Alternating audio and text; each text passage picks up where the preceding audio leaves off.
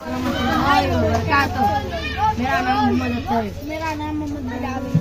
हम लोग का कंटिन्यू डे ब्लॉग फर्स्ट है भाई। हम लोग पहली बार ब्लॉग बना रहे हैं गाइस। आप लोग लाइक करिए, कमेंट करिए, शेयर करिए। अब हमारे बिलाल भाई बोले घूमने जाएंगे बोल के बोले कि चलो जाएंगे वो बोल के बोला मैं। अब इन्होंने हमारे साथ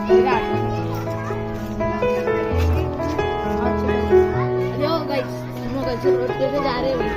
हमारी साइकिल रोड पे बन रही है वो बनाने का है। अरे चलो हमारे मशीन में कर ले जाता हूँ हमारे मशीन में ये अस्सलाम वालेकुम भाई। अब हम मशीन में से ले लिए थोड़ा बहुत ले लिए ले लेके आ गए। और वही खाट में बड्डे खाएंगे अभी। लाइक करिए, कमेंट करिए चैनल को। मेरे चैनल का नाम मोहम्मद अख्तर है भाई। आप लोग देखिए, लाइक करिए, कमेंट करिए। अब हमारे बिलाल भाई बोले ऑटो में बैठेंगे वो क्या करते हैं।